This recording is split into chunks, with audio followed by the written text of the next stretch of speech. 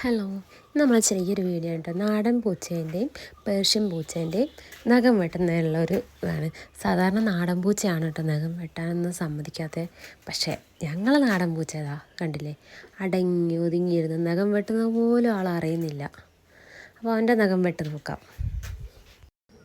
നമ്മളെ വീടിൻ്റെ ഉള്ളിൽ വളർത്തുന്ന പൂച്ചയാട്ടോ ഇത്. അതുകൊണ്ടാണ് നഖം വെട്ടി കൊടുക്കുന്നത്. സാധാരണ നാടൻ പൂച്ചേൻ്റെ നഖമൊന്നും നമ്മൾ വെട്ടി കൊടുക്കാറില്ല.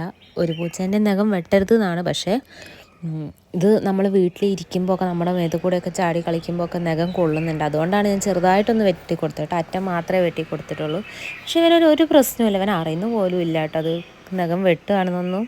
പിന്നെ ഇത് കളിക്കണതാട്ടോ, കടിക്കണതൊന്നുമല്ലേ, കളിക്കുന്നതാണ്. പല്ല് തട്ടിക്കാതെയാണ് അവന് കടിക്കുന്നത് കേട്ടോ.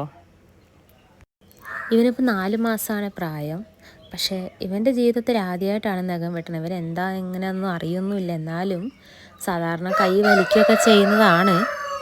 അവനങ്ങനെ ഒരു കുഴപ്പമില്ലാതെ അവൻ്റെ നഖമൊക്കെ വെട്ടിയാവും പോയി. പക്ഷേ ഇനി ഞങ്ങളെ വീട്ടിൽ ഒരാളും കൂടെ ഉണ്ട്, ഒരു പേർഷ്യൻ ക്യാറ്റ് ലില്ലി.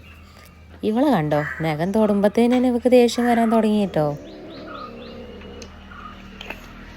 ഇവൾ നമ്മളെ ഉപദ്രവിക്കൊന്നുമില്ല കേട്ടോ. പക്ഷെ എന്താ വെച്ചാൽ ഇവൾക്ക് നഖം വെട്ടുന്ന പേടിയാണ്. എന്താണെന്നറിയില്ല, ഭയങ്കര പേടിയാണ് അവൾക്ക് നഖം വെട്ടണം. അതുപോലെ കുളി കഴിഞ്ഞിട്ട് ഡ്രയർ വെച്ച് ഉണക്കണം, ഇതൊക്കെ അവൾക്ക് ഭയങ്കര പേടിയുള്ള കാര്യമാണ്.